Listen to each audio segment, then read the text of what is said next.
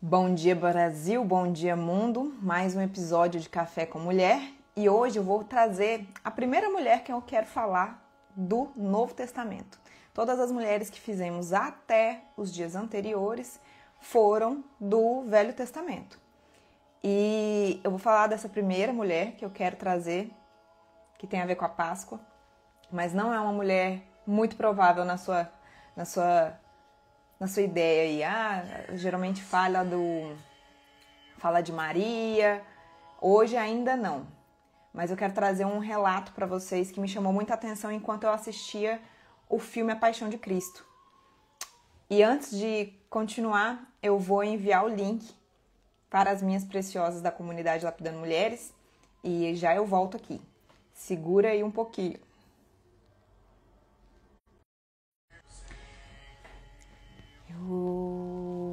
Voltamos aqui. E enquanto as preciosas chegam, deixa eu ver quem já tá aqui. Rafaela, Evelyn, Luli. Bom dia, Rafaele. Brenda, Denise, Doutor Fábio, Luciana Mauro, Gi Mendes, Luciana Nascimento. Bom dia, Ana Lúcia. Hoje foi a primeira vez que eu atrasei tanto para entrar aqui. A hora passou voando, eu cuidando das crianças, cuidando da casa. E tive alguns imprevistos, demorei um pouquinho para entrar, mas geralmente estamos aqui às 8 da manhã. Boa tarde para nós, né, Gi? Estamos em fusos horários diferentes. A Gi tá em Portugal, eu tô na Espanha, aqui são pra gente... Aqui, peraí, eu tô com o horário do Brasil aqui, ó. São quase 3 horas da tarde aqui pra gente. No Brasil vai dar 10 horas da manhã. Então, porque ele vive. Porque ele vive, eu posso crer no amanhã. Enquanto as preciosas estão chegando, eu queria pedir para você encaminhar essa live para mais 5 mulheres. 5 mulheres. Eu vou trazer para vocês uma curiosidade, algumas curiosidades acerca da Páscoa, que talvez você não saiba. Eu mesmo não sabia de algumas delas. E eu vou te trazer uma mulher da Bíblia, referente à Páscoa, que participou de todo o evento que foi a Páscoa. E ela teve um papel que me chamou muita atenção. E eu quero trazer esse papel desta mulher para o seu casamento hoje. Então, convide mais 5 mulheres que a gente vai começar. Eu quero te trazer a origem do termo. O salário do pecado é a morte. A gente sempre fala muito disso. Mas vamos pegar lá na origem, da onde que veio e como que funciona. Não é tão óbvio quanto parece, tá? E a Páscoa, a origem da Páscoa, a gente já falou muito disso, a Páscoa já passou, mas eu não falei disso ainda, então eu vou falar hoje no Café com Mulher. Então, sem mais delongas, eu quero trazer para você o trecho de Mateus. Peraí, vamos ouvir essa parte aqui, ó. Pra gente entrar no espírito para fazer essa live. Pra mim essa é a melhor versão. Vive, posso crer no amanhã, porque ele vive.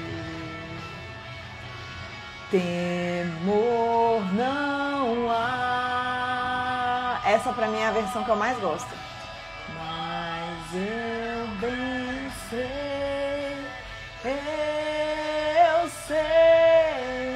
que a minha vida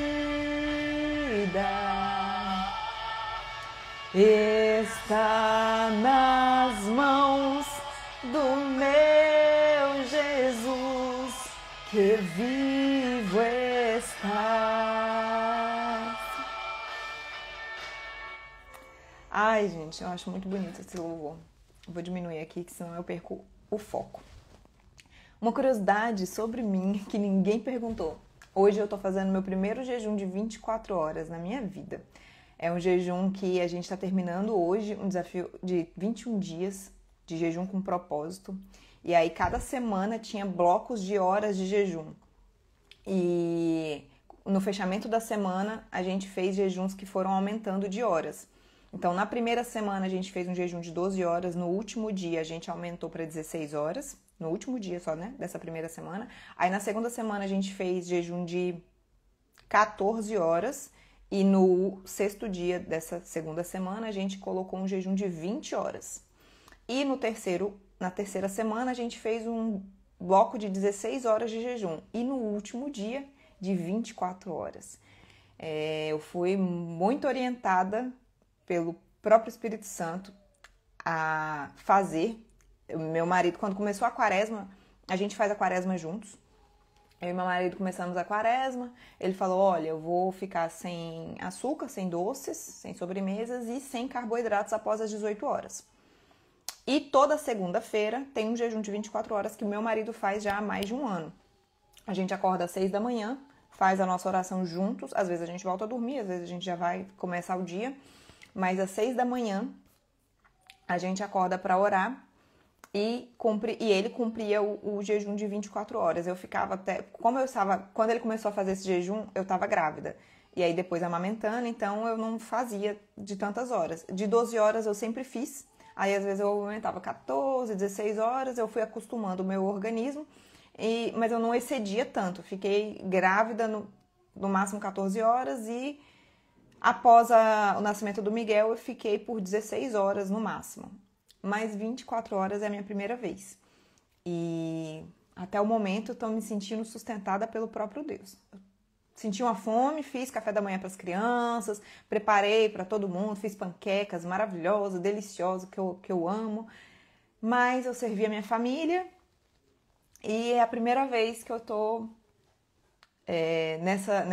nesse desafio de fazer um jejum de 24 horas. Você já fez? Você que está aqui presente agora, você tem costume de fazer jejuns prolongados, espirituais? Porque eu já fiz muito jejum intermitente, pensando em dieta, em emagrecimento, em saúde também, que o jejum é uma ferramenta poderosa de saúde. Tá? O jejum é uma ferramenta poderosa de saúde, de fazer a renovação das células que estão adoecidas, elas morrem. A Cibele falou que ela já fez jejum de 40 horas. Eita, vou chegar lá ainda. Quando o Gustavo começou a fazer o jejum de 24 horas toda semana, a gente entrou num desafio para terminar esse desafio fazendo um jejum de 3 dias. Mas aí a gente viajou e no período da viagem que a gente estava viajando, acabou que a gente não fez esse jejum, ele não fez, né, o jejum de 3 dias. Mas é meu próxima meta, primeiro de 24, depois de 48, depois de 72, e aí a gente vai aumentando e vai aumentando o desafio. A ideia é mortificar o corpo para entrar num estado profundo de intimidade, de relacionamento, de profundidade com o Espírito Santo, para a gente conseguir discernir. E o que isso tem a ver com o que eu vou falar para vocês hoje? Tudo. Porque o trecho que eu vou trazer para vocês, a mulher que eu quero falar dela hoje na Bíblia, vai ser muito rápida a forma que eu vou falar dela. A gente não tem tantos relatos, mas dá para falar e explorar muitas coisas a partir do posicionamento que ela teve. Então,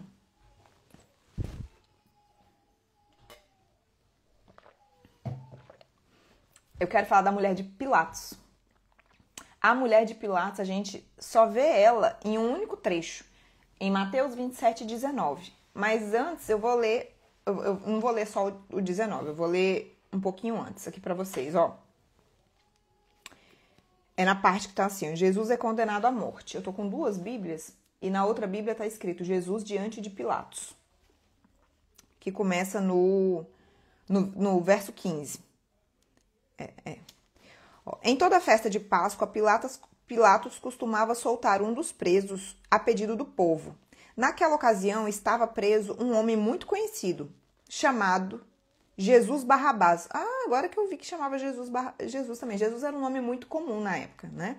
Então, que na verdade não é Jesus, é Yeshua. E aí ele chamava Barrabás também. Quando a multidão se reuniu, Pilatos perguntou: Quem é que vocês querem que eu solte? Peraí.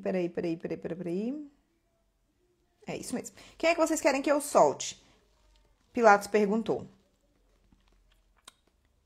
Quem é que vocês querem que eu solte? Desculpa aí. Jesus ou Barrabás? Jesus Barrabás ou este Jesus, que é chamado de Messias, ele disse.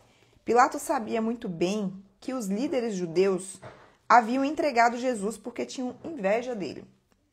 Enquanto Pilatos estava sentado no tribunal, a sua esposa... Vamos lá. Enquanto Pilatos estava sentado no tribunal, a sua esposa lhe mandou o seguinte recado: não tenha nada a ver com este homem inocente, porque esta noite, num sonho, eu sofri muito por causa dele.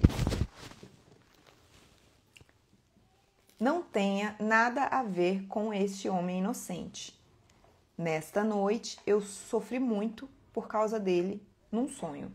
Nessa outra versão da Bíblia que está aqui, que eu tô com duas Bíblias, tá a fala delas, o seguinte, ó. Enquanto estava sentado no tribunal, sua mulher lhe mandou dizer: não faças a esse justo. Fui hoje atormentada por um sonho que lhe diz respeito.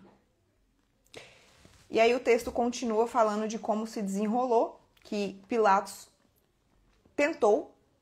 Ele mostra na Bíblia que ele teve uma intenção de livrar Jesus de tamanha condenação que era desproporcional. Tem uma hora até que ele pergunta: o que esse homem fez para merecer tal coisa? De fato, a mulher dele interviu, a mulher dele intercedeu, a mulher dele se posicionou, se pronunciou. E a gente precisa pegar o contexto, tá? Que naquela época as mulheres não tinham essa voz que a gente tem hoje. A mulher não podia chegar, ainda mais para o governador, para a maior autoridade daquele lugar. Ela foi lá e disse para ele não se envolver com sangue inocente. Porque por um sonho ela tinha sido atormentada. Ela tinha sonhado e ela tinha entendido que ele era inocente. Então... Peraí, gente. Quando entra gente na live pedindo dinheiro, pedindo, né, tumultuando, aí eu prefiro bloquear, tá? Mas ficaram os do rapaz aí, se alguém quiser contribuir, fique à vontade. Então, ela teve muita coragem, ela teve muita ousadia. Por quê? Porque ela estava posicionada. Ela era cristã? Não era. Ela era judia? Não era. Ela era do povo de Deus? Ela não era. Mas me faz pensar que esta mulher era uma mulher sábia. Tal como tem um filme do Gladiador também, que a mulher dele fala com ele de maneira muito sábia sobre a luta, a batalha que ele vai travar. E aí, quando a gente traz elementos, e eu fiz o que me chamou a atenção para isso foi assistindo a Paixão de Cristo. Uma tradição que a gente tem aqui em casa, que todo ano, na sexta-feira da Paixão, a gente assiste filmes A Paixão de Cristo. Com as nossas filhas ainda não dá para introduzir. Nossas filhas, a mais velha tem 5 anos e é um filme mais pesado.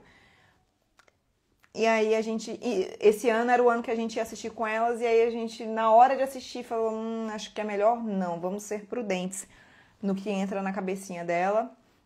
E aí a gente mantém os desenhos, que tem um desenho que a gente assiste chamado Superbook, que ele é maravilhoso, com historinhas bíblicas, e tem a última ceia, tem a ressuscitação, é muito, muito, muito bonito, muito edificante, e numa linguagem simples apropriada para a idade dela. Mas, enquanto a gente assistia a Paixão de Cristo, só eu e o Gustavo, depois que as crianças foram dormir, Cibele, a 7ª ferida emocional, você segura aí e no final você me faz essa pergunta. Que se eu for falar da ferida emocional, eu saio do assunto, tá bom? Mas me lembra de responder isso no final, quando eu finalizar aqui. Olha, eu me perco. Vamos lá. O que eu tava falando? do... A gente estava assistindo A Paixão de Cristo, eu e o Gustavo, depois que a gente colocou as crianças para dormir na sexta-feira.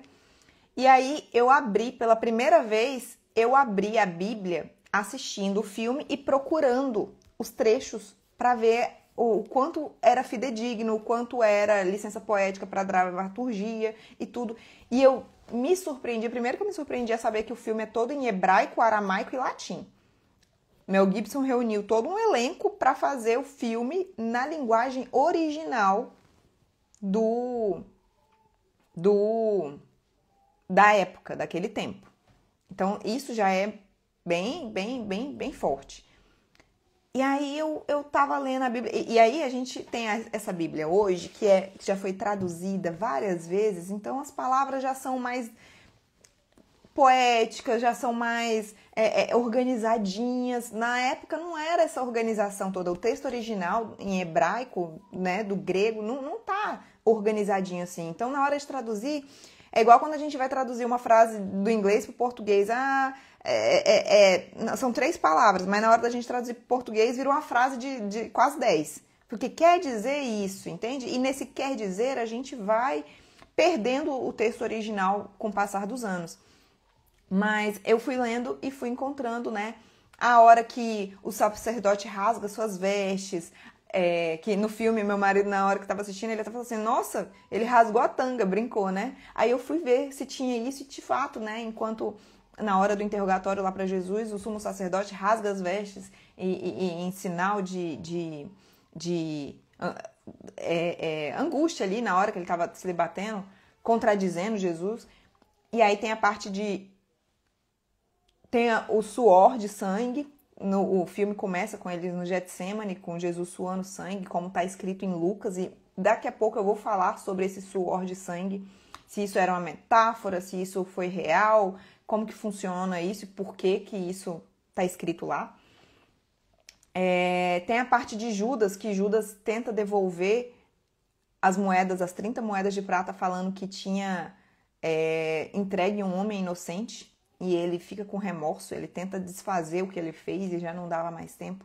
E a frase que tá no filme é igualzinho ao que tá escrito. Então, assim, eu gostei muito de ver o filme lendo os trechos, os 4 evangelhos. Aí é um quebra-cabeças, né? Porque não tá escrito certinho. Tem alguma coisa que tá em João, tem outra coisa que tá em Lucas, tem outra coisa...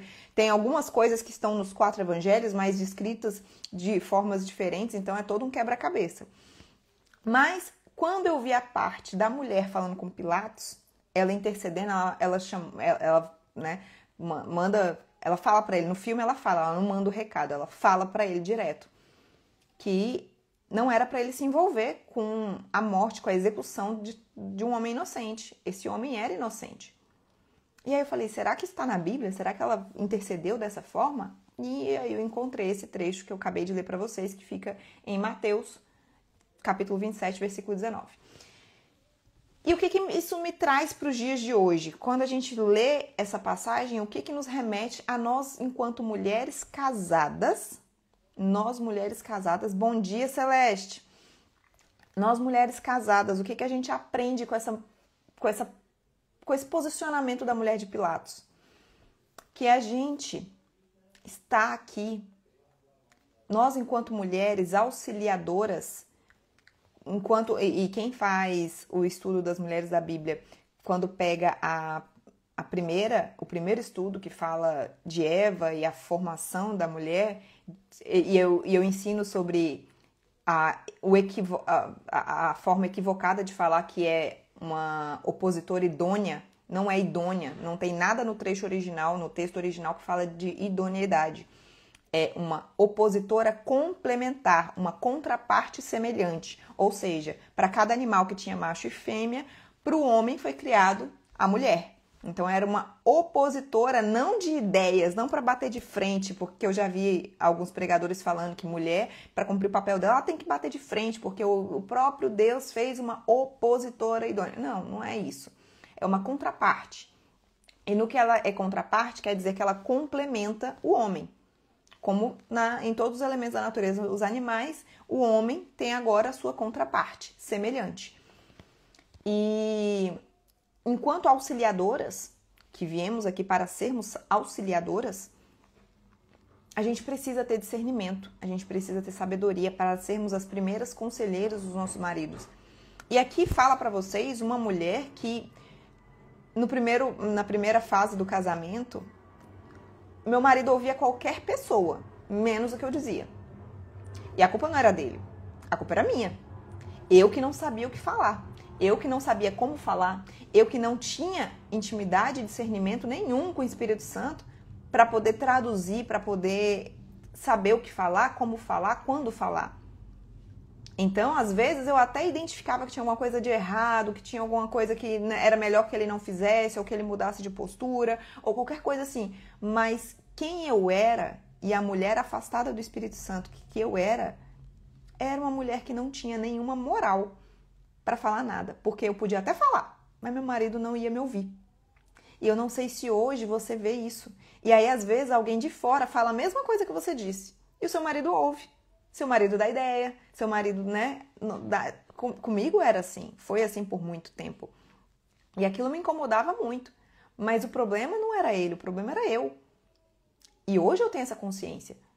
Então, a mulher de Pilatos, para ela ser essa mulher que se posiciona numa época que mulheres não tinham a mesma voz, mulheres não tinham o mesmo... Inclusive, quando a gente fala do dia que Jesus chegou no templo brigando, chicoteando e falando da raça de víboras e tudo, a gente vai entender também que as mulheres elas eram separadas, elas eram diminuídas, elas não tinham valor. Tanto que eu vou falar isso daqui a pouco, sobre esse dia também que aconteceu, que é uma curiosidade, mas naquela época as mulheres faziam as adorações no templo num lugar separado.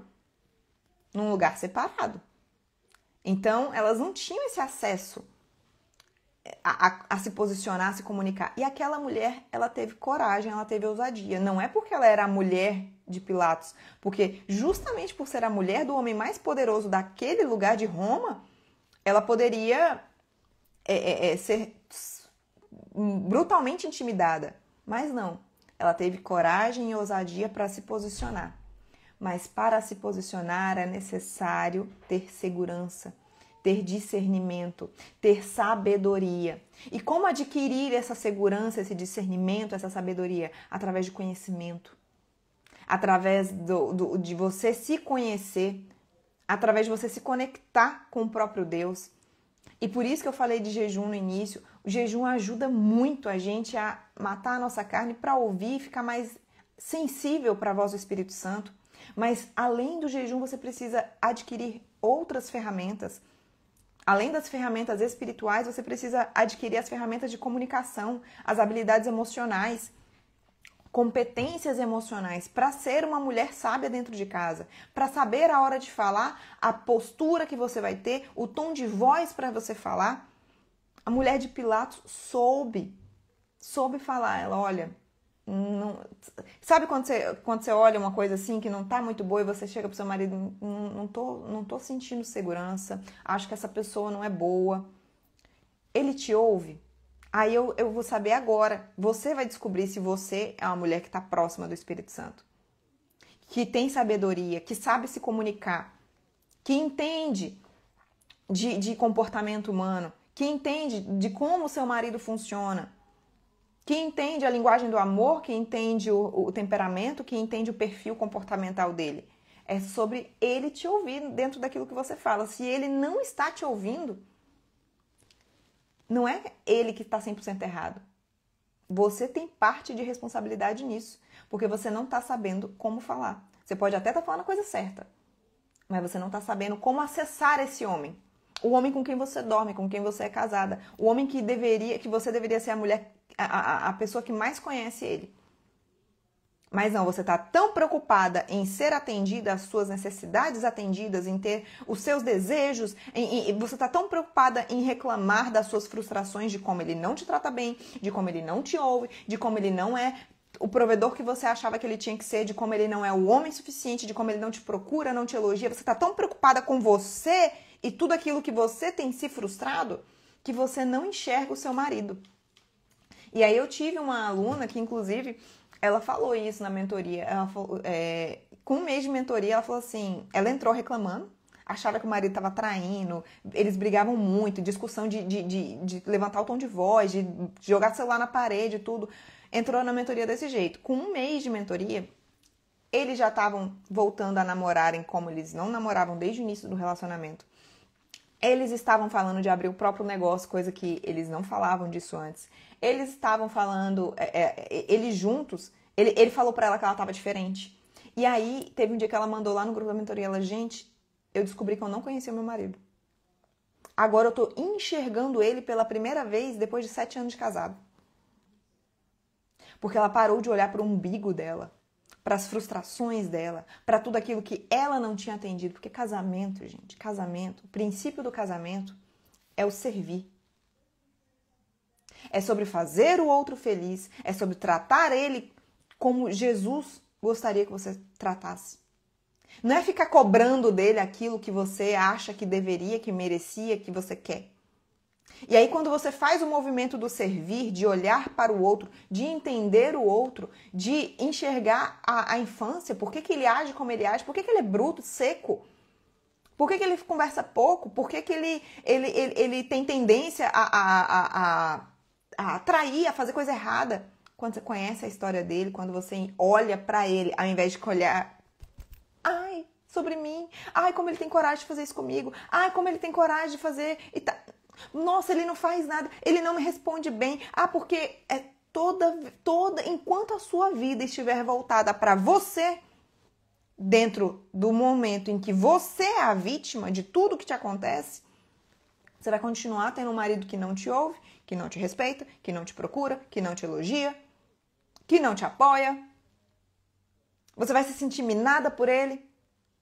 E aqui nesse momento, eu não vou citar, se quiser falar, quem quiser se pronunciar, se pronuncia. Mas eu tô vendo aqui nesse momento agora, eu tenho exemplos reais de mulheres que eu acompanho, que eu já trouxe instrução, que eu fiz mentoria, e a mulher entendeu o que eu tô falando. Ela viu o movimento da mudança dentro da casa dela. Ela tem vivido a experiência do novo, de falar, de trazer um testemunho novo. Porque se depender, se a gente for olhar para a história só com o que a mulher traz, ela vai reclamar do marido. A culpa é sempre do marido. Porque ele faz isso, porque ele faz aquilo, porque ele não me apoia, porque ele me trai, porque ele tarará, tarará, tarará, tarará. É tudo culpa dele. Porque ele faz isso comigo. E aquilo outro. É uma falação que... Por que você tá com esse homem? Qualquer outra pessoa falaria, não, se separa, porque, nossa, olha tudo isso que ele tá fazendo pra você, olha tudo isso que ele tá fazendo com você. Aí elas chegam na minha frente. Aí elas chegam de cara comigo, me contando tudo a história ruim delas. E aí eu trago pra elas uma outra versão. Eu trago pra elas um outro olhar. E quando elas colocam em prática aquilo que eu falo, é questão de tempo delas trazerem novos testemunhos. E aquela história que ela estava me contando, que ele era péssimo, que ele era o pior marido do mundo, que ela estava querendo separar, estou vivendo a melhor fase da minha vida com meu marido. Agora eu tô entendendo. Tá tudo diferente. Ele agora tá me elogiando, ele agora tá me olhando, ele tá me procurando, ele agora me ouve, ele me chama pra sair, coisa que ele não fazia. A gente tem testemunhos assim direto lá na comunidade Lapidando Mulheres. Elas mandam textões, trazendo os testemunhos delas. Por quê? Porque enquanto você estiver voltada para si, você não enxerga ele, você não consegue acessar ele. E você precisa aprender a acessar esse homem com quem você se casou. O que faz um homem parar de te olhar, parar de te escutar, é porque tudo que você fala fica chato. É cobrança demais, é insatisfação demais, nada tá bom pra você. O tempo inteiro ruim. Então essa é a mensagem sobre a mulher de Pilatos que eu queria trazer pra você. E aí eu podia encerrar aqui. Mas eu não vou, porque eu não vou. Eu quero trazer algumas, vai ser rápido, eu quero trazer algumas curiosidades de Páscoa que, quando eu li o texto, quando eu ouvia falar, tradições no passar dos anos, eu ficava, mas o que significa? Mas o véu do templo se rasgou, é o quê? A igreja partiu em duas?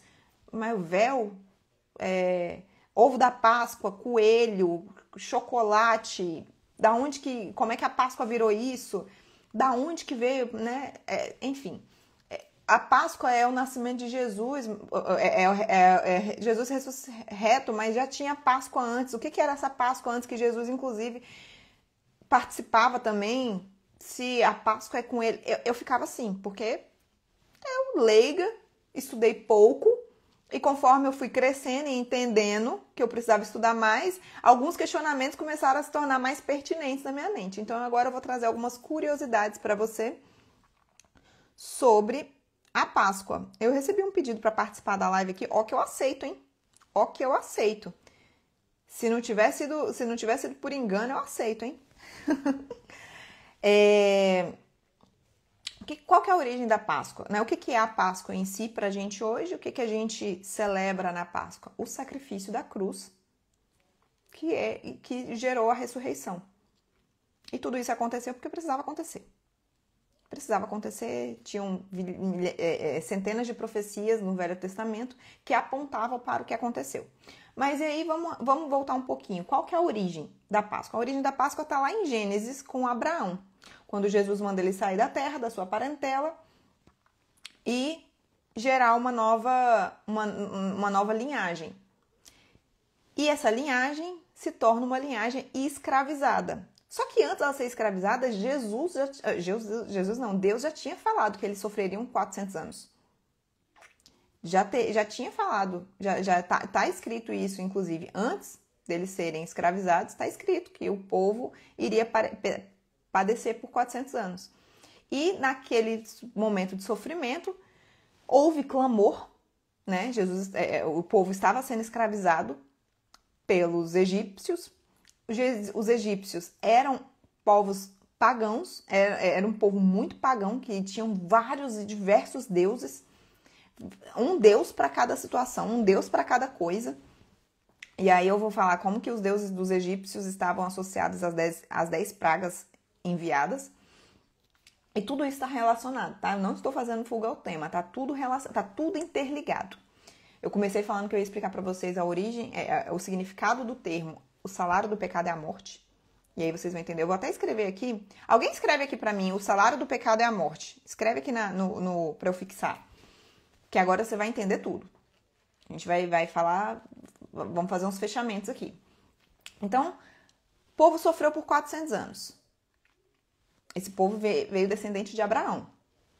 Sofreu por 400 anos. Houve um clamor do povo, que eles já não estavam mais aguentando, né, serem escravizados da forma que eles estavam sendo escravizados. Houve um clamor e Deus levantou Moisés. O salário do pecado é a morte. Fixar comentário. Obrigada. Obrigada, Jéssica, né? É a Jéssica. O salário do pecado é a morte. Então, Deus ouviu o clamor e levantou Moisés. No que ele levantou Moisés, para retirar o povo do Egito, levar para Canaã, essa história todo mundo conhece, antes de que eles conseguissem de fato sair, por que Deus não lançou direto a última praga, por exemplo? Né? Por que Deus já não fez, se ele sabia que a última praga ia ser a praga que ia esmorecer o coração do faraó, se pode falar assim, que ele depois se arrependeu, mas por que ele não começou pelo fim? Porque nosso Deus é um Deus extremamente intencional. Ele é muito intencional em tudo que ele faz. E cada praga daquela que foi enviada era representando um desses deuses pagãos do Egito. Era para confrontar que esses deuses não davam a proteção que eles precisavam.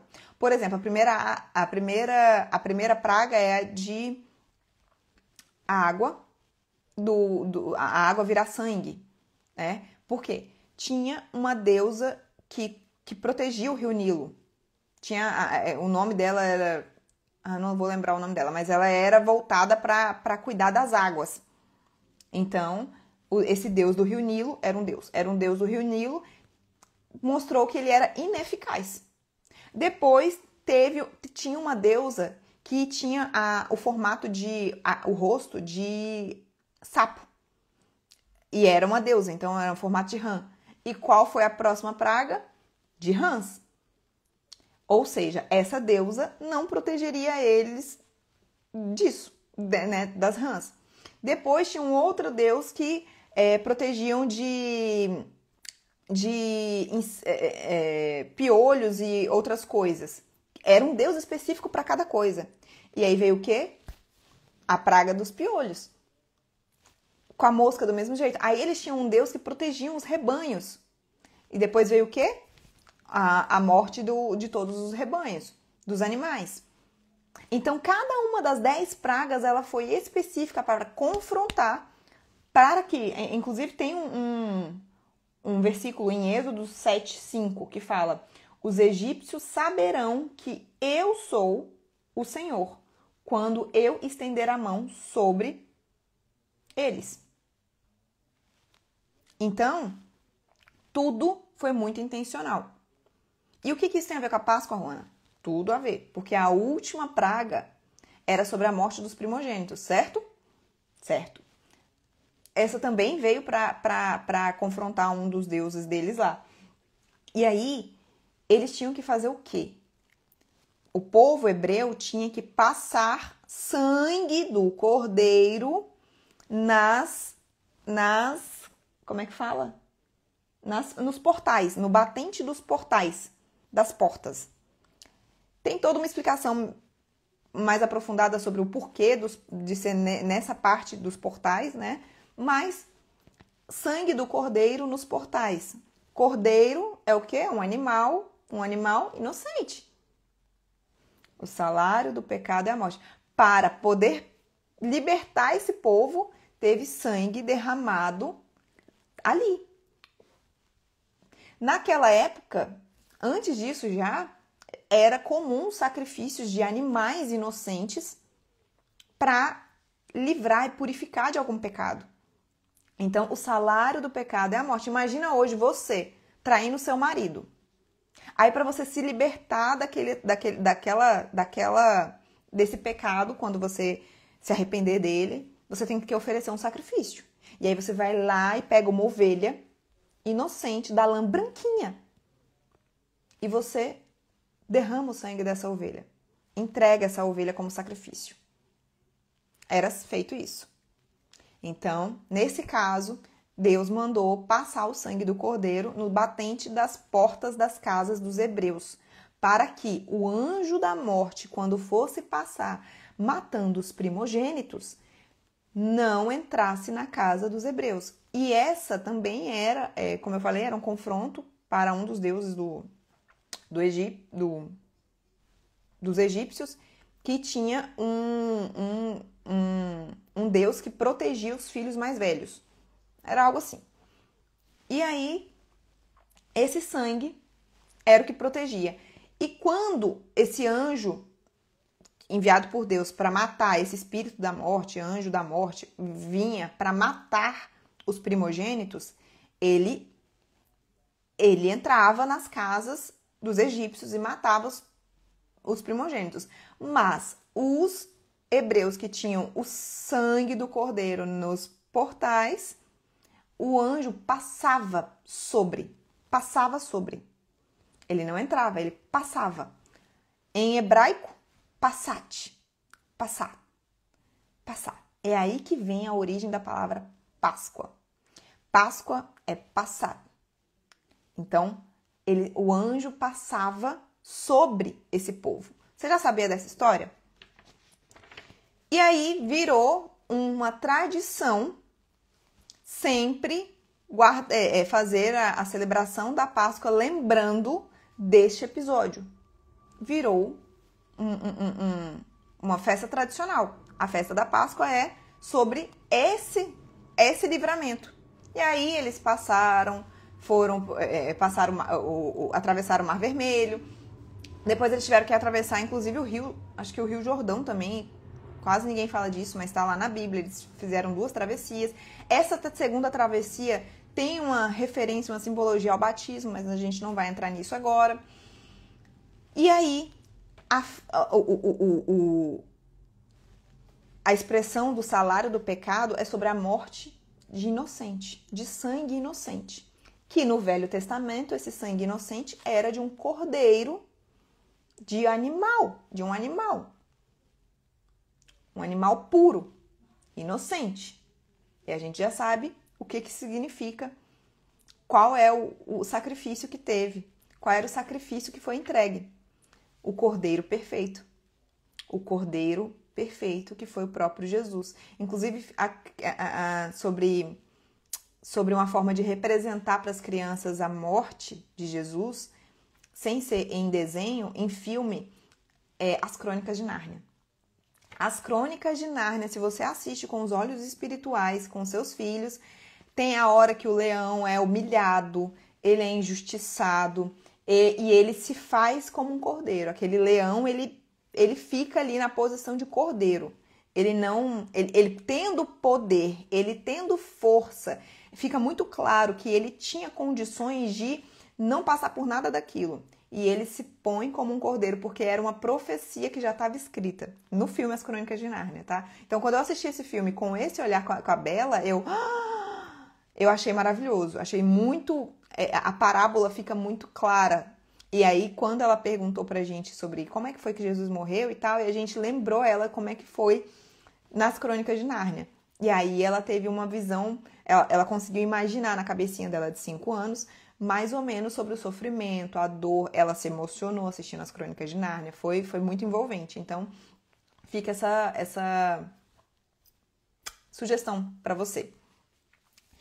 E aí, tinha essa tradição da Páscoa desde que eles saíram do Egito. Era uma tradição. Passaram 40 anos no deserto e aí tiveram várias lutas para conquistar Canaã, uma atrás da outra e tudo. Ficaram por um tempo sem nenhum rei, nenhum governador, que foi a época de juízes ali. Aí depois veio Saul, rei Davi e Salomão e tarerê, tá. Até que chegou Jesus enquanto a história acontecia. E estava todo mundo esperando um Messias pomposo, um Messias com postura de rei, de líder revolucionário, que ia incitar alguma guerra. Quando Jesus chega em Jerusalém pela última vez, uma semana antes da Páscoa, estava todo mundo achando, tanto é que ele é recebido com os ramos, que na Igreja Católica tem o Domingo de Ramos, né? Que ele é recebido em Jerusalém, com todo mundo ali recebendo ele chega montado num jumentinho, igual estava na profecia de Zacarias. E aquilo não era inesperado, tá? Salomão, acho que foi Salomão, que também, quando ele foi entrar, ele entrou com o jumentinho, era uma tradição. Não todo mundo estava esperando que o rei chegasse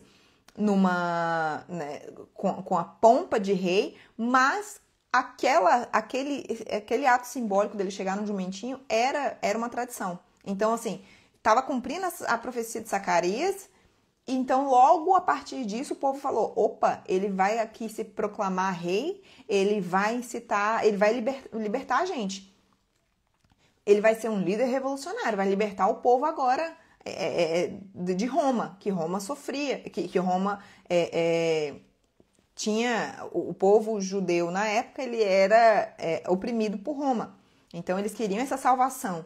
E aí, todo mundo falou naquela época, é bíblico, né? Hosana, Hosana. Eles recebiam com ramos, gritando Hosana. Hosana, Hosana, Hosana. O que significa Hosana? Salva-nos. Todo mundo achava que era tipo assim, Hosana, como se fosse um jeito de falar, de chamar ele. Não.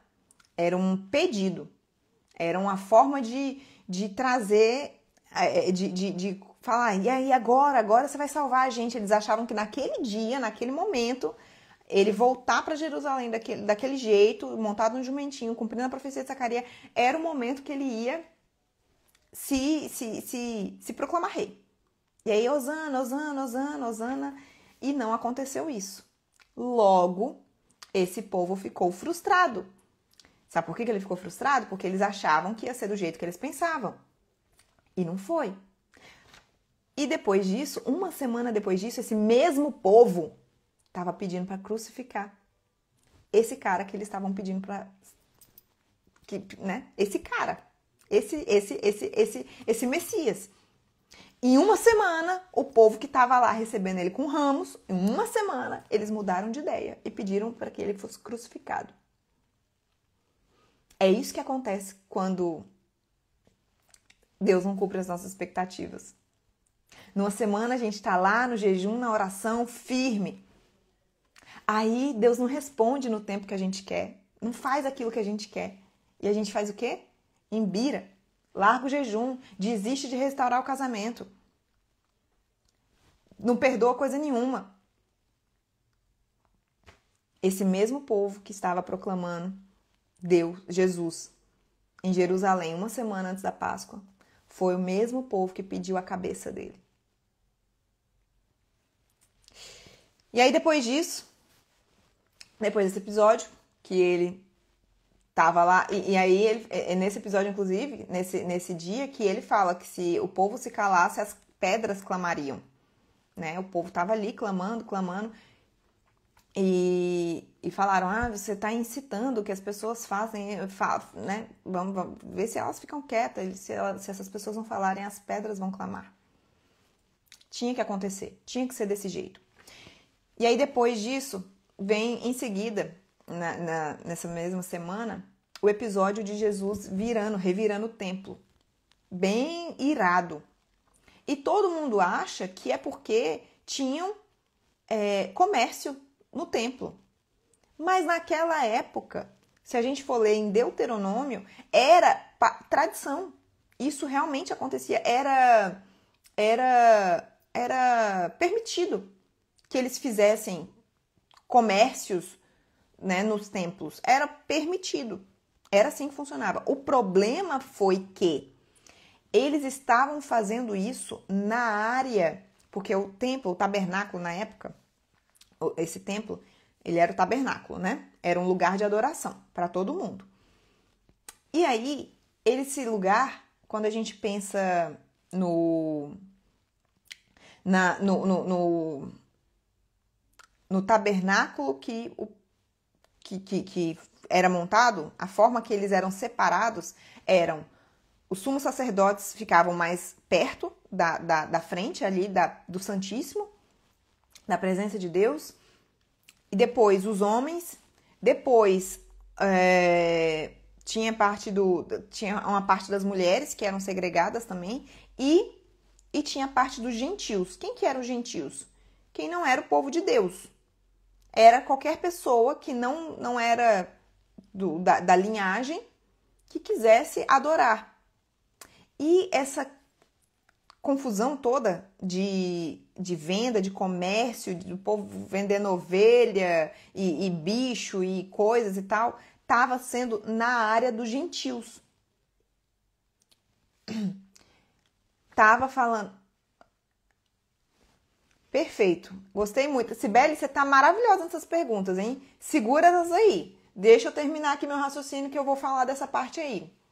Não estava previsto não, mas eu vou falar. Aqui a pergunta que ela fez, ó. Você falou das feridas emocionais em relação à crucificação de Jesus. E como se dá a cura em relação a elas na nossa vida? Como Jesus se curou? Ai, que pergunta maravilhosa. Fica aí que quando eu finalizar esse quebra-cabeça, eu vou trazer essa parte, então, das feridas emocionais. Foram as 7 feridas emocionais e como existe a cura através dela. Essa briga que Jesus fez, essa ira que ele se revoltou lá na frente do templo, lá no templo, era porque eles estavam fazendo comércio ali na área dos gentios fazer adoração. Então, eles estavam excedendo a área de comércio, a área que era permitida eles fazerem isso. Ou seja, se tinha um gentil ali querendo adorar a Deus, tinha uma ovelha, um cabrito, uma cabra, gritando, falando, aquela movimentação de comércio e tudo, e ele não tinha condição de fazer nenhuma adoração ali daquele jeito. E a Bíblia está falando: a minha casa será chamada de casa de adoração para todas as nações. Então não é só sobre os judeus, não é só sobre as mulheres dos judeus, era sobre todas as pessoas terem acesso à presença de Deus. E isso vai ter a ver agora com o véu do templo quando se rasga. Então a área separada que era só para os gentios naqueles santuários, naqueles templos, elas estavam sendo usadas de maneira indevida. Não estava sendo usada para os gentios irem lá adorar. Estavam sendo usadas para que eles pudessem aumentar a possibilidade de comercializar ali dentro. E aí foi por causa disso que Deus se irou.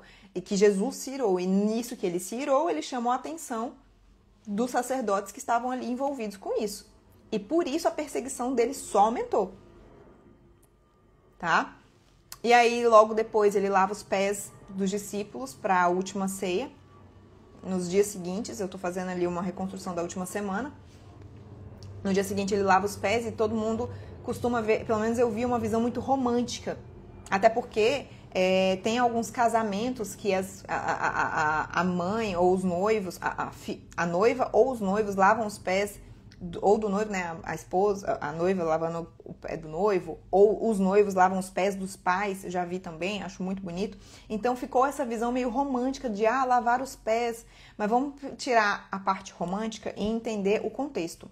Naquela época, as pessoas não tomavam banho todos os dias, elas passavam o dia caminhando debaixo do sol, com as sandálias abertas, pegando poeira, terra, sujeira, sem banho e na sujeira.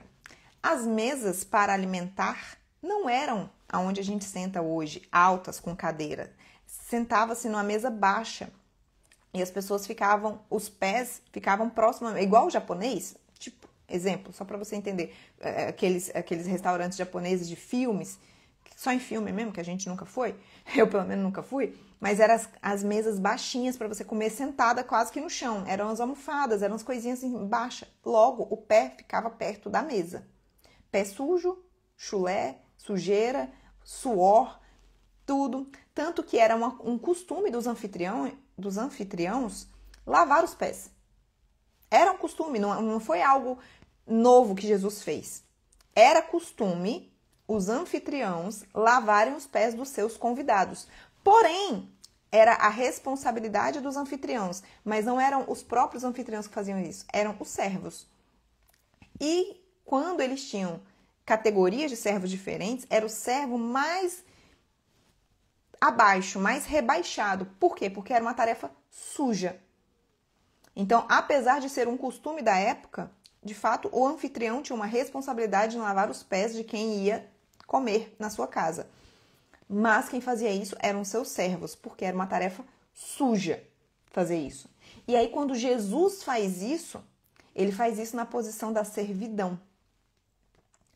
Porque ele fala que no reino dele as coisas são invertidas. Então, toda vez que você se sentir numa posição de autoridade, lembre-se que se você estiver lá é para servir, não é para ser servida. Logo, o seu casamento segue o mesmo princípio. Quando você achar que você está lá para ser servida, lembre-se que você está aqui para servir. Servir. E no último encontro da mentoria que eu fiz, eu falei sobre os temperamentos. E aí tem um temperamento em especial, tem um temperamento que serve muito, que é o colérico, ele é muito servidor. E tem um outro temperamento que é pouco servidor, que é a pessoa que quer poupar energia, é o fleumático. Ele não quer se envolver muito. Se você se considera fleumática, eu vou te pedir agora para que você tenha uma consciência intencional de querer servir. Servir. Porque às vezes você fica fugindo de atividades que vão te tirar da sua zona de conforto. E aí, a minha lembrança para essa semana é que você sirva. Maior é o que serve, tá? Da onde saiu o coelhinho da Páscoa? Da onde saiu o ovo?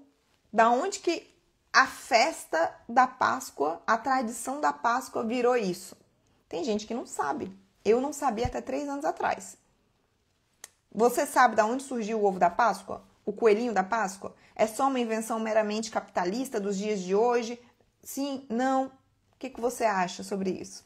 Então, antes de Jesus já existia uma tradição dos solstícios, onde era uma festa pagã de fato, que era uma festividade que envolvendo a deusa da fertilidade, tá? A deusa da fertilidade.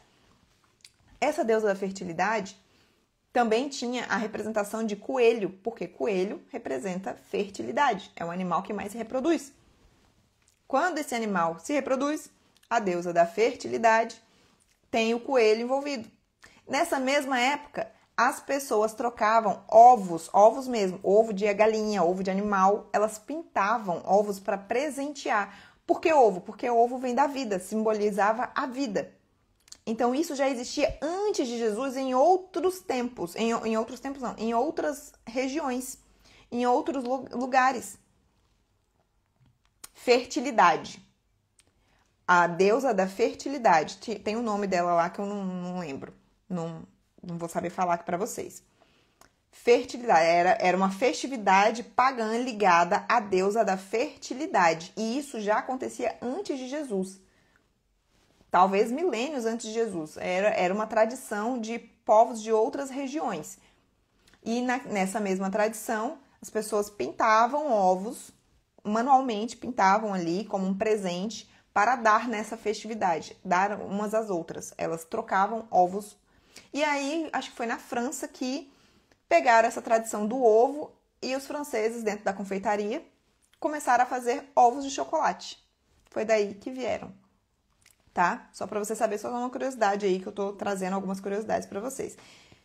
E o que tem a ver comer carne ou não comer carne na Sexta-feira Santa? Aí eu não vou querer ser polêmica aqui. Eu tenho uma criação evangélica, meu marido tem criação católica, e a gente vive muito bem a nossa fé cristã juntos, tá? Não temos nenhum problema. Eu estudo muito a doutrina católica para que eu entenda como é que funciona. E aí eu fiquei sabendo há pouco tempo que que não se come carne nas sextas-feiras, principalmente na Sexta-feira Santa. Alguns católicos mais católicos, digamos assim, eles não comem nunca carne na sexta-feira. E a maioria dos católicos, e virou uma tradição, não comer carne na Sexta-feira da Paixão. Não, ó, tá aqui, a Celeste falou o seguinte, ó, a deusa egípcia é a Ísis e a grega é Deméter. Essas deusas têm a ver com a festa da fertilidade? É isso? Aí, ó, deusas da fertilidade. Isso aí. Obrigada pela contribuição. E aí, na sexta-feira, né? Sexta-feira Santa, eu trouxe um post falando que eu fiz um texto que eu mandei para a comunidade falando sobre a Sexta-feira Santa, que não é um dia de você celebrar, não é um dia de comemorar. Inclusive, eu comecei a Sexta-feira Santa me irritando um pouco, que eu estava assistindo fui assistir uma live de um pastor que eu gosto muito, inteligentíssimo, e ele começou a live falando: hoje não é um dia da gente falar da morte, porque não dá para falar da morte sem falar da ressurreição. Aí eu ouvi mais 5 minutos ele falando, eu falei, tem alguma coisa aqui que não desce bem para mim, que foi indigesto. Foi bem indigesto ele falar isso. E é por isso que eu tô falando disso aqui agora, porque é sobre a gente trocar essa experiência, essas informações. Quando eu ouvi isso de um pastor que eu gosto muito, tenho como mentor, ele falando, hoje não é dia de falar da morte, hoje é dia de falar da vida, ele ressuscitou e tal, ele é um Deus vivo. Eu falei, cara, alguma coisa não encaixa. Sabe por que não encaixa? Porque a gente tá falando de um dia de luto. Se fosse para falar de um dia de vida, é para isso que tem o domingo, que ele ressuscita. Mas se Deus não quisesse, se o próprio Jesus, Deus, a Santíssima Trindade não quisesse que a gente vivesse o luto que existiu na Sexta-feira da Paixão, ele não tinha nem ido para a cruz, ou ele tinha se levantado da cruz, né? Ele podia ter saído da cruz, então, aconteceu o sacrifício aqui e tal. Não. Foi um dia de dor, foi um dia de sofrimento, foi um dia de perda. Imagina a mãe de Jesus, imagina Maria. Jesus foi o homem que mais sofreu nesse mundo e isso é inquestionável, incontestável. Mas e a mãe desse homem que sofreu desse tanto? Imagina o sofrimento dela naquele dia. Imagina a dor dos discípulos, de quem acompanhava, de quem sabia que ele era inocente, vendo tudo que estava acontecendo com ele, vendo ele ser açoitado, vendo ele ser injustiçado, cuspido, humilhado. Ele apanhando ali daquele povo batendo nele de qualquer jeito, sem nenhum cuidado, sem nenhum zelo. Imagina se fosse o seu filho, imagina se fosse o seu irmão, seu pai. Imagina alguém que é importante para você. E aí, houve sofrimento. Não só porque ele morreu, mas pelo jeito que ele morreu. Então eu entendo que sexta-feira é de fato um dia, sim, de você ficar introspectiva, de você ficar reflexiva, de você se guardar. Opa! De você guardar aquele dia para você ficar assim, ó. A morte. Hoje é um dia de morte. Não é dia de vida, não é dia de celebração, é dia de morte. É um dia de se guardar. E aí, o que isso tem a ver com a carne? Naquela época, pouquíssimas pessoas tinham acesso à carne. Eram pouquíssimas pessoas e pouquíssimas vezes. Carne era algo, né, considerado para pessoas de posses. Era para poucos, de fato. E aí, quando ele morreu e com o passar dos anos, criou-se uma tradição de que para você trazer a memória daquele dia, dessa sexta-feira, que você não comesse carne, mesmo que você tivesse acesso a ela. Foi daí que veio a tradição de não comer carne. Tá? Virou uma tradição muito forte dentro da Igreja Católica e que tem outras religiões também que seguem. Então, eu não vou entrar no dia de ser, na seara de ser pecado ou não. Não estou falando isso, estou falando da origem dessa tradição, tá? Que é, de fato, um dia de você se lembrar, de você refletir. Ó, aqui, ó. A Luciana falou, dia de reflexão, dia de criar intimidade. Exatamente, é um dia de você estar em jejum, é um dia de você estar em casa com seus filhos, é um dia de você se lembrar que o salário do pecado é a morte de um cordeiro perfeito, aquele que foi para a cruz. Então, sim, a imagem de Jesus na cruz é uma imagem que choca e muitos cristãos querem só ver a cruz como uma salvação. Ela vazia porque, de fato, Jesus não está mais lá, mas ele esteve. É para que a gente não perca esta memória, para que a gente não dessensibilize o sacrifício da cruz, para que não fique dessensibilizado, ele já ressuscitou, tá tudo bem, tá tudo certo. A que custo que foi isso?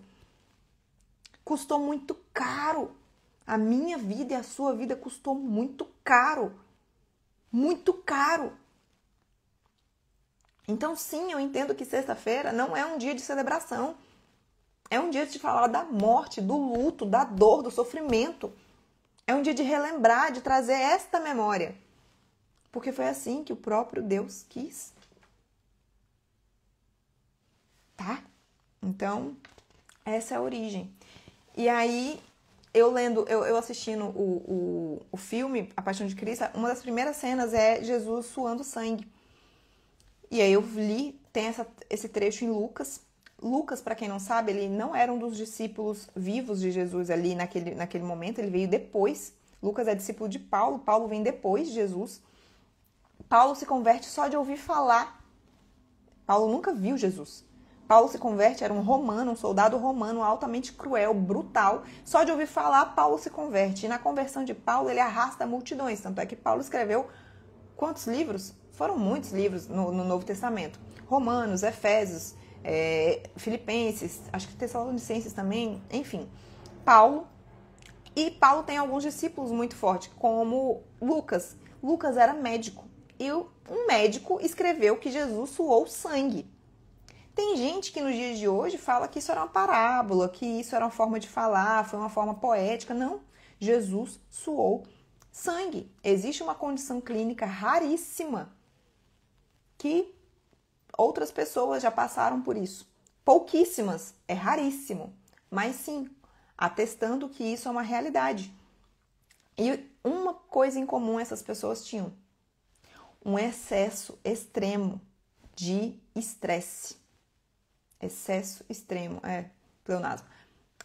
Um estresse absurdo, um estresse emocional, um desgaste emocional muito alto. Então, existe uma condição clínica raríssima que de fato faz suar sangue. E Jesus, na condição de humano, suou sangue, porque ele estava aflito, afligido, absurdamente contrito, com o coração contrito. E isso eu mostrei também nas feridas emocionais, que eu fiz o post das feridas emocionais, que inclusive vários de vocês pediram para eu colocar ele no feed. Mas isso aconteceu. Jesus, na condição humana, foi o homem que mais sofreu emocionalmente e fisicamente. Essa condição de estresse era porque ele estava sofrendo o jugo de todas as pessoas, de todos os pecados, de uma vez só. E aí ele tem o sofrimento, além do sofrimento emocional, ele teve o sofrimento espiritual, que foi a perseguição, né, durante os 40 dias no deserto, que ele foi perseguido pelo demônio, pelo inimigo, e o sofrimento físico, que foi o pior sofrimento físico de todas as pessoas do mundo que já estiveram aqui. Ele foi a pessoa que mais teve um sofrimento físico. Com açoites, com a crucificação, o açoite romano era altamente brutal. O máximo de chibatadas, de açoitadas, eram 40 açoites. Provavelmente Jesus sofreu 39 açoites. E além dos açoites, a crucificação. Não sei se você sabe, mas a crucificação era o corpo nu. E a crucificação em si, o prego, ele não era aqui, como muita gente acha. Ele era aqui. Porque aqui não tem sustentação para o corpo. A mão rasgaria, né? Quando o corpo fica pendurado, a mão rasgaria. O prego é aqui, ó. É bem aqui. E aí, ninguém morre de ser crucificado. A morte vem do desgaste, da insolação, da desidratação, da fome, do diafragma preso e a dificuldade de respirar. Ou seja, era uma morte lenta, dolorosa, com o corpo nu, com o objetivo de sofrer e humilhar. Mas Jesus demorou 3 horas. De meio-dia, que foi a hora que o céu virou trevas, né? Que o dia ficou escuro. A NASA já trouxe alguns dados de eclipse, e aquele dia possivelmente é um dia que aconteceu um eclipse. E aí ficou 3 horas nas trevas, e em 3 horas Jesus morreu. E quando ele morre, ele fala uma palavra que um dia, quando eu pensava em tatuagem, um dia eu quis tatuar essa palavra, que é a palavra tetelestai. Tetelestai. Quando eu me batizei, eu fiz um post e escrevi a legenda tetelestai. E é uma palavra que ficou marcada na minha memória. E aí eu descobri o significado de tetelestai. Que no trecho, na Bíblia, nas traduções, está escrito está consumado. Mas o que é estar consumado? O que significa estar consumado? Tetelestai era a palavra usada para um pagamento de dívidas. Naquela época, o povo que não pagava impostos era preso. E aquelas dívidas, quando eram dívidas altas, eles eram presos e tinham a forma de pagar e tudo. E depois que eles pagavam a dívida completa, as mais altas dívidas, a gente está falando de dívidas altas. As mais altas dívidas, quando eram pagos, o governador ia lá, conferia se estava tudo certo. E no final, ele escrevia de próprio punho naquele documento tetelestai, que significava está pago. Quando Jesus estava na cruz, pronto para morrer, ele disse tetelestai. Foi a última palavra que ele disse, se eu não me engano. Tetelestai. Está pago. A dívida, volto a falar, ó, o salário do pecado é a morte. A dívida do meu pecado, do seu, foi consumado naquele dia. Ué, Juana, mas então e as pessoas que vieram antes de Jesus?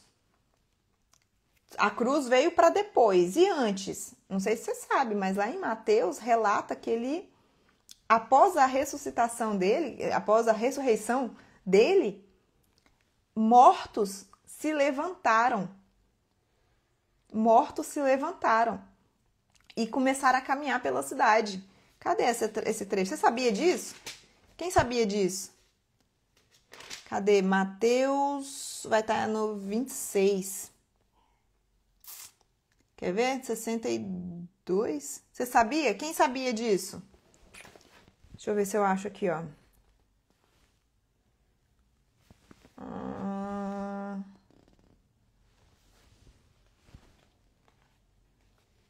Calma lá, que essa parte eu achei muito interessante, gente.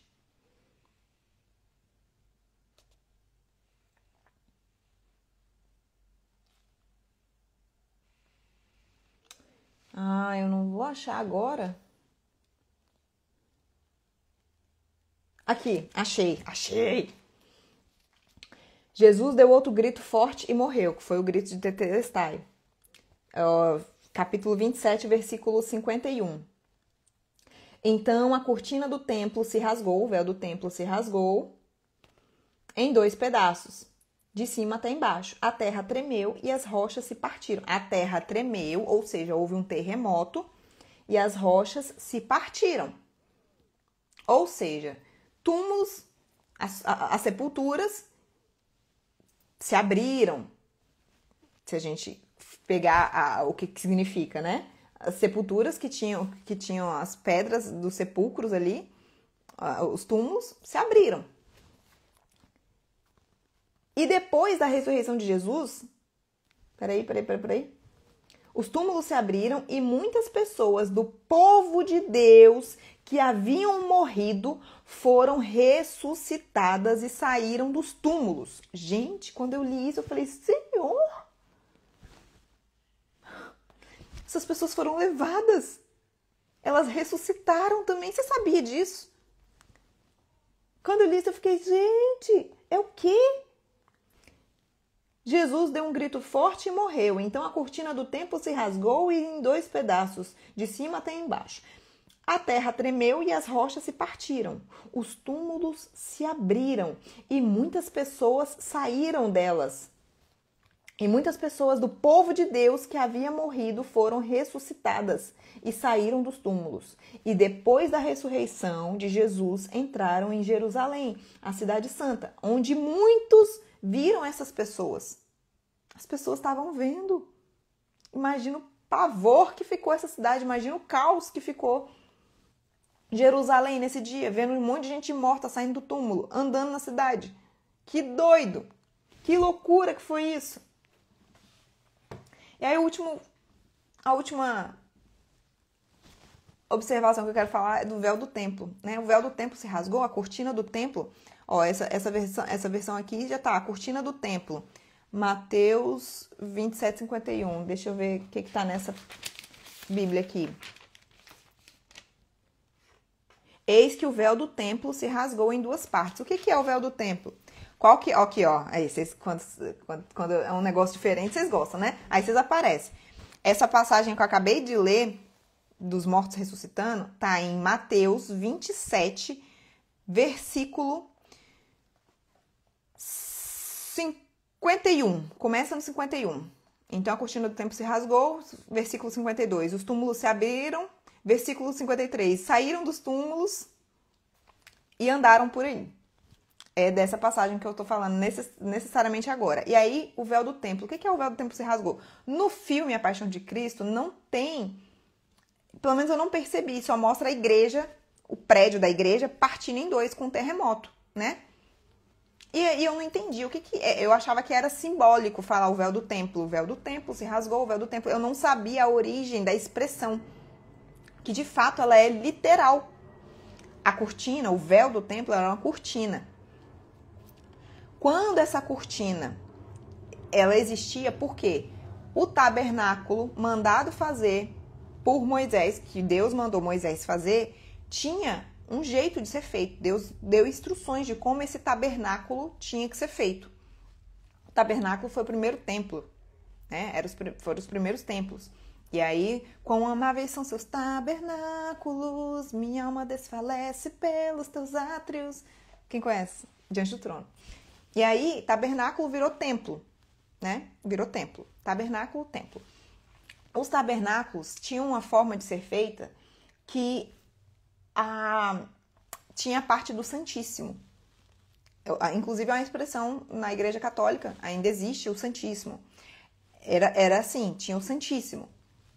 Só que o Santíssimo, ele era um lugar fechado, que ninguém podia entrar. Ninguém podia acessar, porque o Santíssimo era onde ficava a presença de Deus.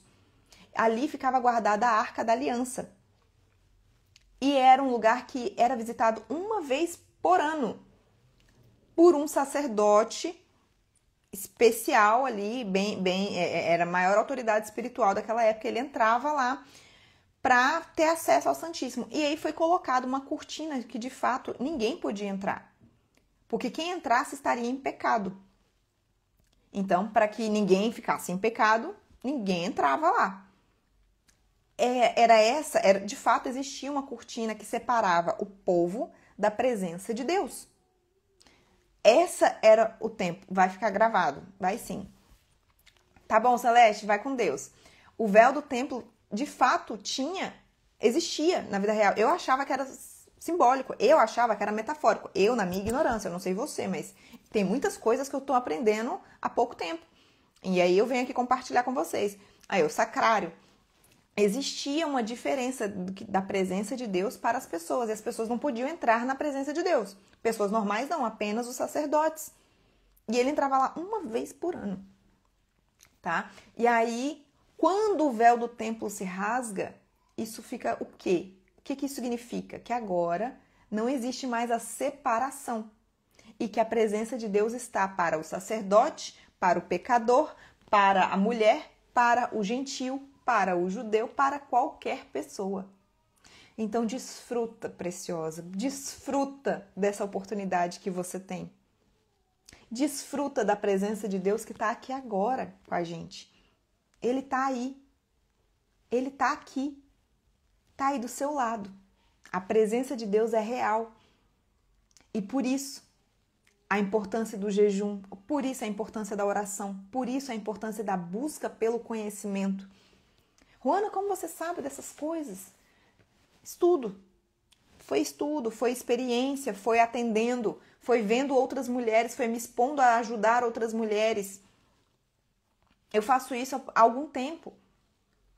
Uma aluna minha uma vez me perguntou, Juana, que repertório é esse? E no dia que ela me trouxe o fim do mundo dela, né? Ela me contando a história dela como se fosse o fim do mundo. Eu falei, cara, então, aconteceu isso, isso e isso, seu marido fez isso por causa disso, disso e disso. E se você fizer isso, isso e isso, ele vai te falar. Mas se você continuar agindo do jeito que você tá, ele vai só se distanciar. E aí ela fez o que eu falei pra ela, e aí ela voltou falando, Juana, foi exatamente o que você falou. Tô impressionada, porque eu achava que não era, eu achava que o que você tinha falado não tinha nada a ver.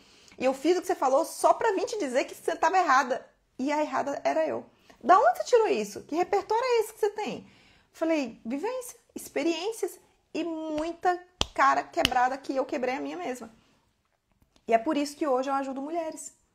Para que elas não quebrem a cara tanto quanto eu quebrei. Elas não precisam.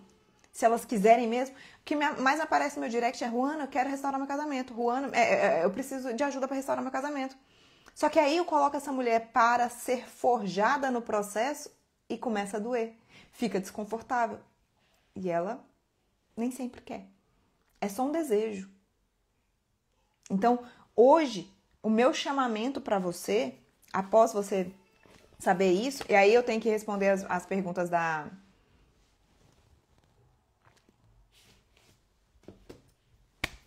A live tá acabando, meu marido vai vir me buscar aqui. Agorinha, quer ver? Nossa, eu passei muito tempo falando hoje, hein? O que eu ia falar? Meu Deus. Enfim, hoje eu ajudo muitas mulheres. Faço isso como um propósito. E eu tenho a comunidade Lapidando Mulheres. Se você ainda não faz parte da comunidade Lapidando Mulheres, o link está na bio. Você tem um investimento simbólico para entrar nela e ter acesso ao manual matrimonial que eu fiz com estudos das mulheres da Bíblia. E... deixa eu ver se meu marido vai vir aqui. Acho que não. E as perguntas. A Cibele perguntou qual era a sétima ferida, porque enquanto eu assisti a Paixão de Cristo, eu identifiquei 6 feridas emocionais, das 7. Sendo que, normalmente, falam-se muito de 5 feridas emocionais, que é humilhação, rejeição, abandono, traição, humilhação e injustiça. Essas são as 5 feridas emocionais mais comuns, que mais falam. E eu identifiquei mais 2. Dentro dessas 2, tem outras. Dentro delas, elas são tópicos, mas uma delas é a dessensibilização do sagrado. O que é sagrado? O seu corpo, seus filhos, seu casamento, sua sexualidade. No caso, a dessensibilização do sagrado com Deus foi o corpo dele, que foi que ele apanhou, que ele sofreu fisicamente muito, foi humilhado, aí ele foi humilhado, ele foi injustiçado, ele foi traído, ele foi abandonado, ele foi rejeitado, tudo isso dentro disso. E qual que é a 7ª ferida emocional? É a ferida emocional da dívida. Essa dívida, que inclusive depois eu vi também que ele tinha uma dívida, ele tinha que, tudo que ele passou, no final das contas, Jesus tinha 7 feridas emocionais de maneira muito intensa. E eu só reparei isso depois que eu já tinha terminado, depois que eu já tinha mudado o assunto das feridas emocionais, eu falei, gente, ele tem as 7 feridas emocionais, ele tem a ferida emocional da dívida. Qual que é a ferida emocional da dívida pra gente, pra meros mortais? É aquela ferida que vem de uma mãe ou de uma história em que é como se você devesse a sua vida. Um exemplo, a mãe que que faz questão de falar pra você que é graças a ela que você tá vivo e que você deve a sua vida a ela. E aí você tem dificuldade de romper o cordão com essa mãe, você precisa da aprovação dessa mãe pra se casar, você precisa da aprovação dela pra... você vai querer fazer tudo que ela manda você fazer porque você acha que você deve isso a ela. Aí você quer fazer medicina, mas ela quer que você faça direito. Você quer empreender, mas ela quer que você seja concursada. E aí, pela sua ferida emocional da dívida, você fica achando que só pode fazer aquilo que ela te manda fazer. Dentro dessa ferida emocional da dívida também existe a ferida da culpa. Que é o seguinte, você estava lá com 4 anos de idade cuidando da sua irmã mais nova de 2 anos. Aí a sua irmã de 2 anos caiu e se machucou ou se queimou, ficou marcada, toda de queimado. E a sua mãe falou pra você que a culpa era sua. Olha o que você fez com a sua irmã, você não cuidou dela. Ou então, foi porque você nasceu que eu tive que largar, abandonar a minha carreira. Agora você me deve isso. E aí você cresce com essa culpa ou com essa dívida. Essa é a 7ª ferida emocional. E de fato, Jesus tinha a ferida da dívida, porque ele veio aqui só para pagar a dívida. A dívida seria uma consequência de uma ferida, não a ferida em si, na minha opinião. Então, quando você pensa o seguinte, se você pensa, vamos pegar o exemplo de um filme, tem um filme que é sobre a menina que ela foi projetada, ela foi planejada para nascer só para salvar a irmã mais velha dela.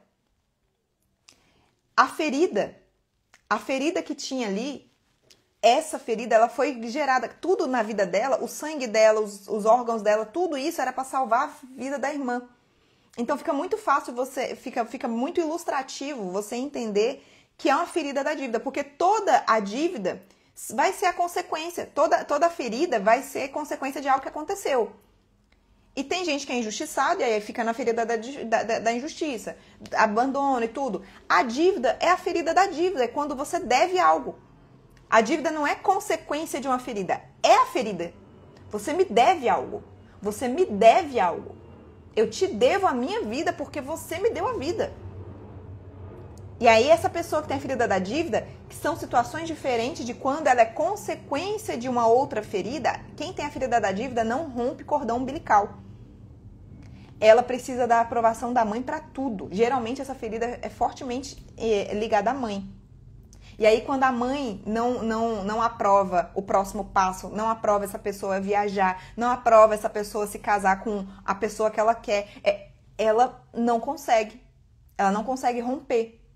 Quem tem a ferida da dívida não prospera, não casa bem, ou quando casa bem por dívida emocional, por lealdade sistêmica, ela cria autossabotagens para dar problema no casamento e ela se separar e ela voltar para a mãe, porque a mãe nunca autorizou. Essa é a dívida. E aí, que maravilha, queria ouvir novamente de menina. Eu vou deixar salva aqui para quem chegou depois. Vou deixar salva, tá? Pode ficar tranquila. Quanta riqueza, amém. Aí, meu filho tá chorando ali já. Cadê a pergunta da Cibele?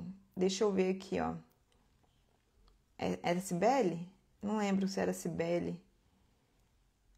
Você falou das feridas em relação à crucificação de Jesus. Como se dá a cura A cura. A cura vem do servir. A cura vem de aceitar o seu destino. A cura vem de olhar para a cruz, de olhar para o alto. A cura vem de você... não sei se você chegou aqui no início da live, mas eu falei muito sobre enquanto a gente está cuidando de se preocupar com o nosso vitimismo, sobre como a gente sofre, como a gente está frustrado, como a gente não é respondido do jeito que a gente queria, como a gente não vive a vida que a gente gostaria, e isso é um problema. Enquanto a gente está só olhando para dentro desse sofrimento todo, a gente deixa de olhar para a cruz e a gente não olha para o próximo. E a cura está... Só tem uma forma de você se curar de quem te feriu. Sendo amada por um amor maior do que quem te feriu. A sua vida vale mais para Jesus do que para quem te feriu. A vida de Jesus era valiosa demais, independente do que fizeram com ele. E ele sabia do propósito dele. Quando você vive o seu propósito, você começa a descartar, você começa a se limpar, a se livrar dessas pessoas que te feriram, porque cada uma teve o seu motivo. Todas essas pessoas que estavam envoltos na história de Jesus precisavam fazer isso para que as profecias se cumprissem. Ele ser humilhado, rejeitado, injustiçado, tudo aquilo fazia parte. Então, se você observar que cada pessoa que entra na sua vida e faz o que faz com você, faz parte do propósito que você precisa para te forjar a ser quem você precisa ser, você para de olhar para a ferida e começa a entender a cicatriz daquilo cura. A cicatriz dessas feridas que você está vivendo viram testemunhos. A cura se vem a partir da sua conexão com Deus. E aí ele vai te amar mais do que qualquer pessoa que te feriu. Ele vai ser justo. Diferente daquela pessoa que foi injusta com você. Ele nunca vai te abandonar. Ele nunca vai te rejeitar. Quando você se conecta com a cruz, quando você se conecta com Deus, aí cada ferida que foi feita ao longo da sua vida gera um propósito. Propósito de virar testemunho, de virar cicatriz. Porque quando Jesus ressuscitou, a cicatriz estava lá. Ele não voltou sem cicatriz, ele voltou com a cicatriz. Então, cada uma das suas feridas que virem cicatrizes para que elas se tornem testemunhos. Só que você consegue fazer isso através de um processo, de uma jornada de autoconhecimento, de um processo terapêutico. E quem é minha aluna passa por esse processo terapêutico. Inclusive, a gente está terminando amanhã. Amanhã ou depois de amanhã a gente termina um período de 7 dias de um processo terapêutico. Um para cada área da vida. E é isso, gente. Eu preciso ir. Meu filho tá chorando, ele precisa mamar. Tá bom? Foi muito rico. A gente ficou aqui 1h30. Meu Deus. Foi muito tempo. Mas a live vai ficar salva. Quem gostou, vamos tirar um print? Para que você poste que você esteve aqui e que a gente falou dessas coisas, como foi para você. Eu vou adorar saber. Se você quiser falar alguma coisa comigo no privado, se você chegou pela primeira vez, estamos aqui toda segunda-feira às 8 da manhã, tá bom? Hoje que eu me atrasei um pouquinho para entrar, mas estamos aqui sempre em lives mais curtas. Essa foi a mais longa que eu fiz desse período de Café com Mulher, tá bom? Geralmente as lives do Café com Mulher é para durar 30, 40 minutos no máximo. Até menos, quando eu consigo. Então, a de hoje realmente eu quis fazer ela mais estruturada, com uma mensagem maior. Anderson, seja bem-vindo. Quem chegou pela primeira vez, quem ainda não me seguia, pode me seguir. Mantenha aqui. Eu estou sempre trazendo conteúdo no feed, no Instagram, nos stories. E toda segunda-feira eu estou aqui às 8 da manhã, tá bom? Um beijo, eu preciso ir. Fiquem com Deus. Faça uma excepcional semana. Faça uma excepcional semana. Entre num jejum, faça um propósito de intimidade. Não é para você fazer um jejum para Deus atender o seu pedido. É para que esse jejum te traga sensibilidade para ouvir o Espírito Santo, para que você tenha profundidade na intimidade com Ele, no relacionamento com Ele. Essa é a minha mensagem para você hoje, porque você só vai conseguir ser uma conselheira sábia, como a mulher de Pilatos foi, se você tiver conexão com Deus, se você souber falar a língua que o seu marido ouve, se você souber se comunicar com ele. Você precisa passar por algumas etapas para ter esse discernimento, essa sabedoria. Fique com Deus em nome de Jesus. Façamos uma excepcional semana. Fui!